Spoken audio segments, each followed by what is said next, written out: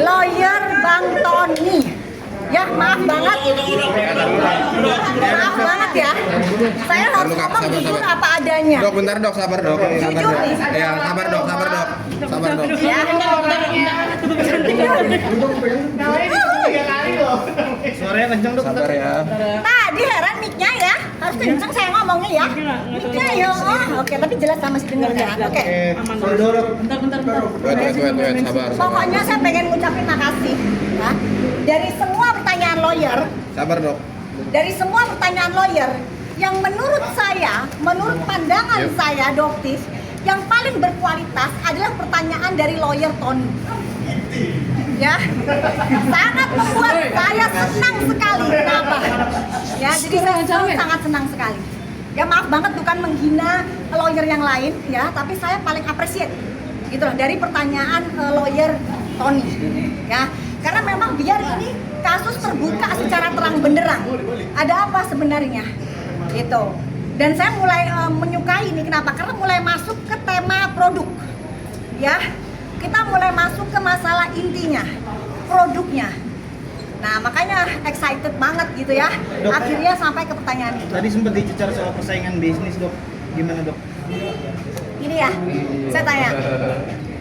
Apakah merupakan persaingan bisnis jika saya tidak pernah menjual barang yang dia jual? Saya tidak pernah menjual WT, saya tidak pernah menjual Glubio yang sama seperti WT, saya tidak pernah menjual Red Skin, saya tidak pernah menjual yang namanya Recuping. Ini produk yang saya tidak pernah menjual itu, bagaimana dikatakan persaingan bisnis?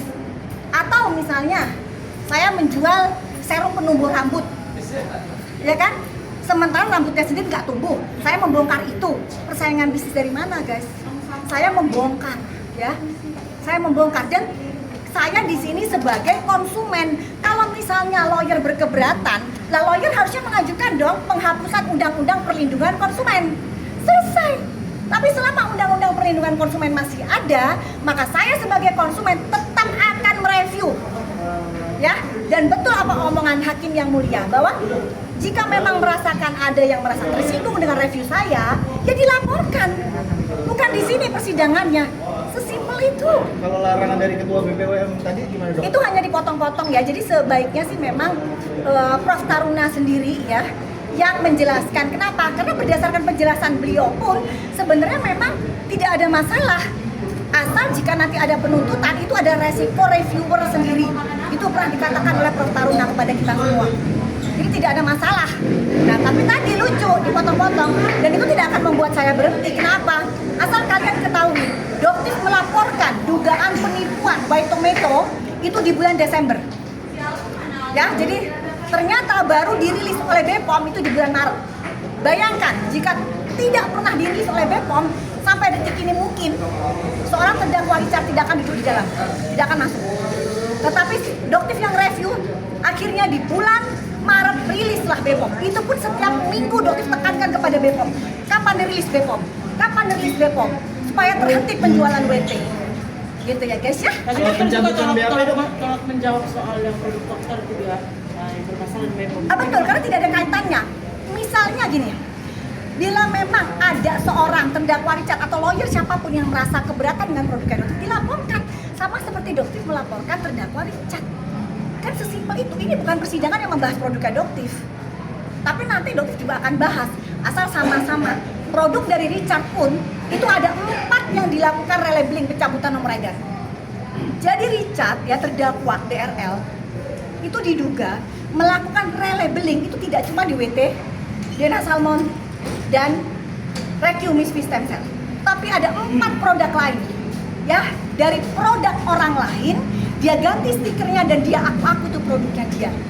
Jadi hati-hati guys orang ini. Orang ini bahaya banget.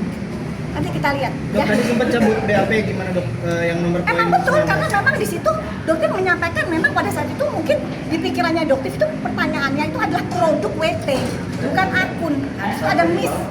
Ya miss. Tapi yang jelas Doktif tidak mengenal akun Gerabah Shop, akun Reseles tidak pernah mengenal.